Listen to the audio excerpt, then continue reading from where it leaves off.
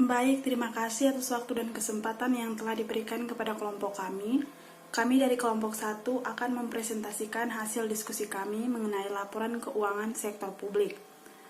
Yang pertama, akuntansi sektor publik sendiri itu dia memiliki peran utama untuk menyiapkan laporan keuangan sebagai salah satu bentuk pelaksanaan akuntabilitas publik.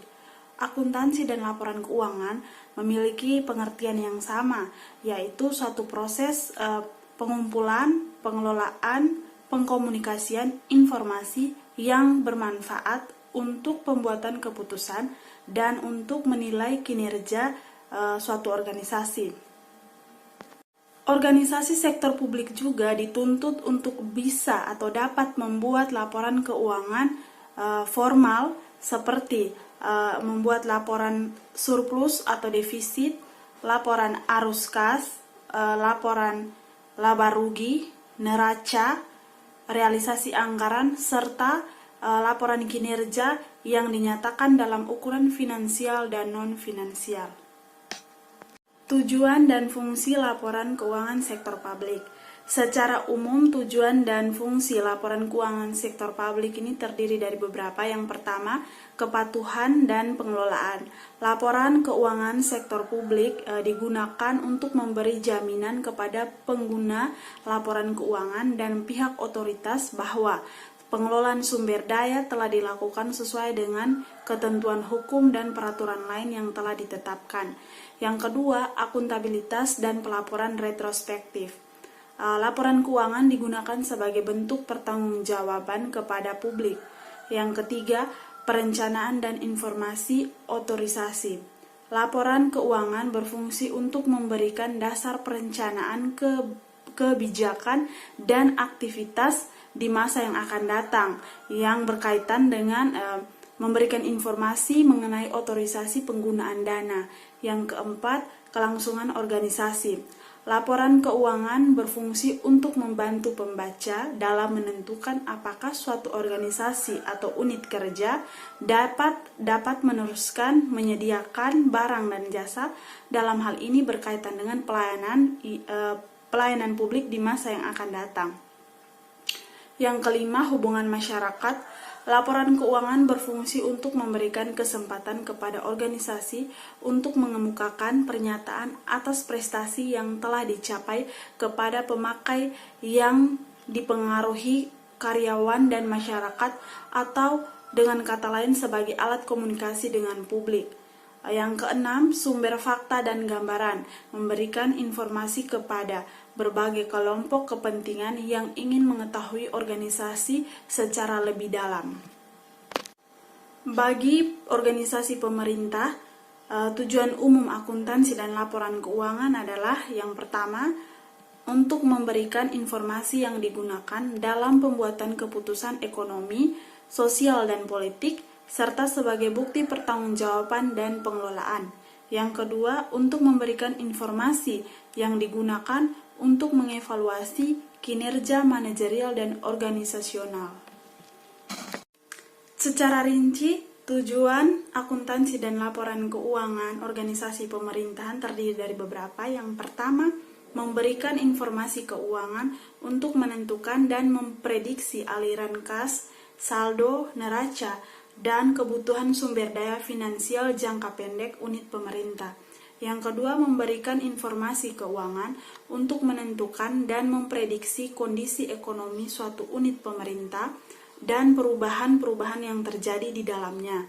Yang ketiga, memberikan informasi keuangan untuk memonitor kinerja, kesesuaiannya dengan peraturan perundang-undangan, kontrak yang telah disepakati, dan ketentuan lain yang telah disyaratkan. Yang keempat, memberikan informasi keuangan untuk perencanaan dan penganggaran, serta untuk memprediksi pengaruh akuisisi dan alokasi sumber daya terhadap pencapaian tujuan operasional. Yang kelima, memberikan informasi untuk mengevaluasi kinerja manajerial dan organisasional, yang terdiri dari yang pertama, untuk menentukan biaya program, fungsi, dan aktivitas sehingga memudahkan analisis dan melakukan perbandingan dengan kriteria yang telah ditetapkan, di mana membandingkannya dengan kinerja pada periode sebelumnya dengan kinerja unit pemerintahan lain. Yang kedua, untuk mengevaluasi tingkat ekonomi dan efisiensi operasi, program, aktivitas, dan fungsi tertentu untuk unit pemerintah. Yang berikut, untuk mengevaluasi hasil suatu program, aktivitas, dan fungsi serta efektivitas terhadap pencapaian tujuan dan target. Dan yang terakhir, untuk mengevaluasi tingkat pemerataan dan keadilan. Perkenalkan, nama saya Antoni Sicilia Catherine Kumanunang. Di sini saya akan menjelaskan mengenai sumber daya finansial jangka pendek. Di sini, sumber daya finansial jangka pendek sangatlah penting bagi pemerintah untuk melakukan transaksi rutin.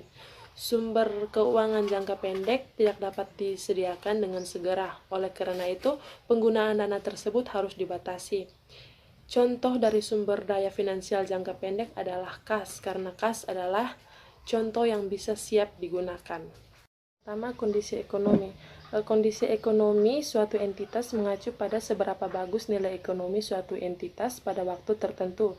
Di sini nilai ekonomi merupakan selisih antara sumber daya total yang digunakan oleh suatu entitas dengan total utang yang menjadi kewajibannya. Dua, ketentuan hukum, kontraktual, dan ketentuan lainnya. Di sini, dalam melakukan eksploitasi sumber daya dan penggunaannya, pemerintah harus selalu mengacu pada peraturan-peraturan hukum yang mengikat, contohnya pada peraturan perundang-undangan dan peraturan pemerintah. Yang ketiga, perencanaan dan penganggaran. Di sini, perencanaan dilihat sebagai informasi akuntansi yang diperlukan untuk melakukan perencanaan keuangan, menghitung biaya program dan penganggaran. Sedangkan di sini penganggaran merupakan alat perencanaan sekaligus sebagai alat pengendalian pemerintah. Keempat, kinerja manajerial dan operasional. Di sini kinerja pemerintah tidak dapat dinilai berdasarkan laba yang diperoleh karena organisasi pemerintah bukan entitas bisnis yang mencari laba. Berikut saya akan menjelaskan mengenai tujuan pelaporan keuangan menurut Statement of Financial Accounting konsep nomor 4. Yang pertama, laporan keuangan non-bisnis hendaknya memberikan informasi yang bermanfaat bagi penyedia dan calon penyedia. Yang kedua, memberikan informasi yang untuk membantu para penyedia dan calon penyedia. Ketiga, memberikan informasi mengenai sumber daya ekonomi, kewajiban, dan kekayaan bersih organisasi. Keempat, memberikan informasi mengenai kinerja selama satu periode. Yang kelima, memberikan informasi mengenai bagaimana organisasi memperoleh dan memperbelanjakan kas atau sumber daya kas. Keenam, memberikan penjelasan dan interpretasi untuk membantu para pemakai dalam memahami informasi keuangan yang diberikan. Baik, terima kasih. Saya sebagai pemateri ketiga akan memaparkan pemakaian laporan keuangan sektor publik dan kepentingannya. Pemakaian laporan keuangan sektor publik dapat diidentifikasikan dengan menelusuri siapa yang akan menjadi stakeholder. Drebin et al. Tahun 1981 mengidentifikasikan terdapat 10 kelompok pemakaian laporan keuangan. Drebin menjelaskan keterkaitan antar kelompok pemakai laporan keuangan tersebut dan menjelaskan kebutuhannya.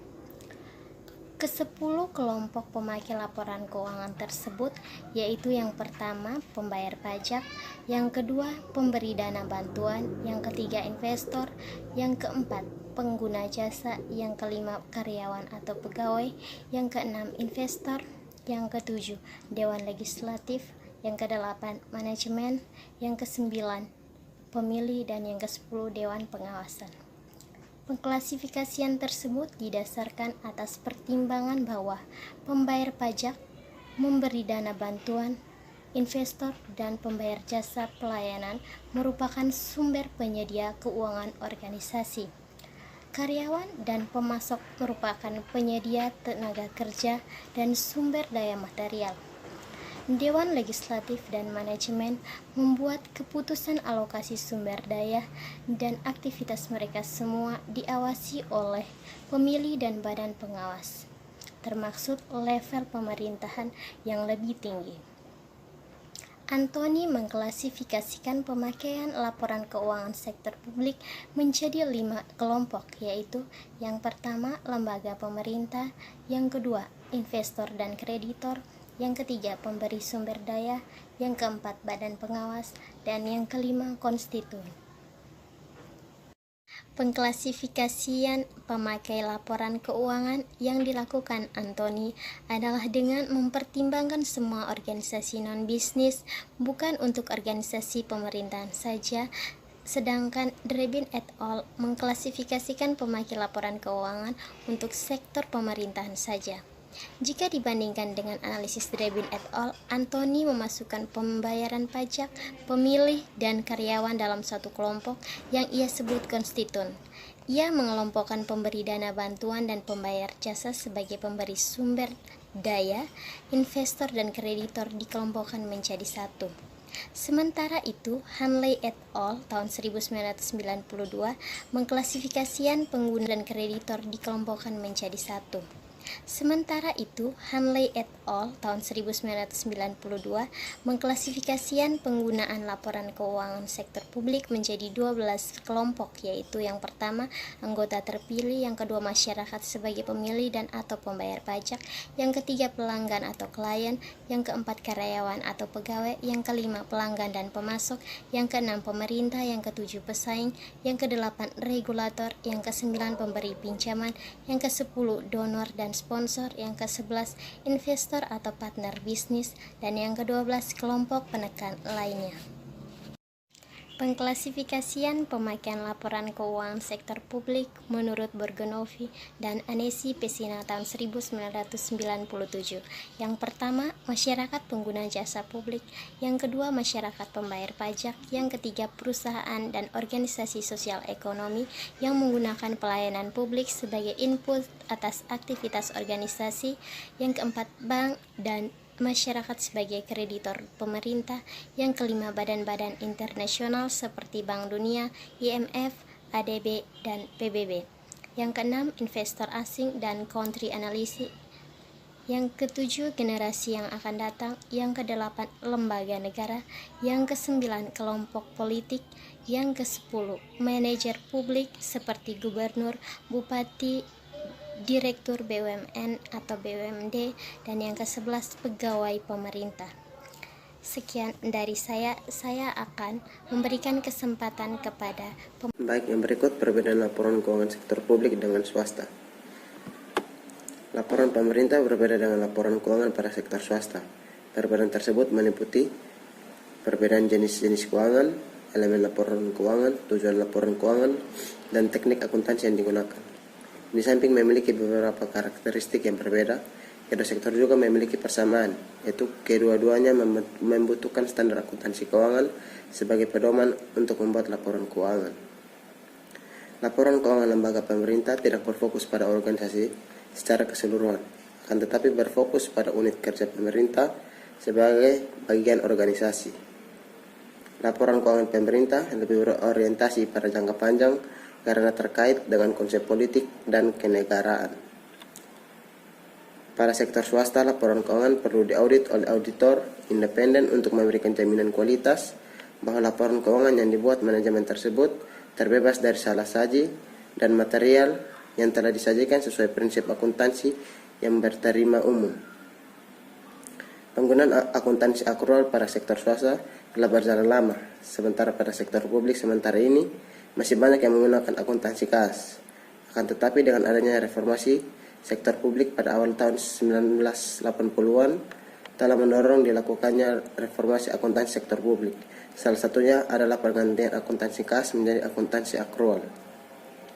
Laporan keuangan pemerintah yang buruk menimbulkan implikasi negatif, antara lain mengurangi kepercayaan masyarakat kepada pengelolaan dana publik, investor akan takut menanamkan modalnya, pemberi donor akan mengurangi atau memberhentikan bantuannya, kualitas keputusasaan menjadi buruk, laporan keuangan tidak dapat mencerminkan kinerja yang aktual. Yang berikut, luas pengungkapan atau disclosure yang diperlukan. Pemerintah diharapkan dapat memberikan informasi tambahan untuk hal-hal sebagai berikut. Yang pertama, fokus pengukuran dan dasar akuntansi yang digunakan untuk pembuatan laporan. Yang kedua, kebijakan menghapus atau menghentikan aktivasi internal unit kerja pada laporan aktivas, kebijakan kapitalis aktiva dan menaksir umum ekonomi aktiva tersebut untuk menentukan biaya depresiasinya, kebijakan pemerintah dalam menentukan pendapatan operasi dan non-operasi. Pemerintah harus mengungkapkan secara detail dalam catatan laporan keuangan mengenai aset modal dan utang jangka panjang.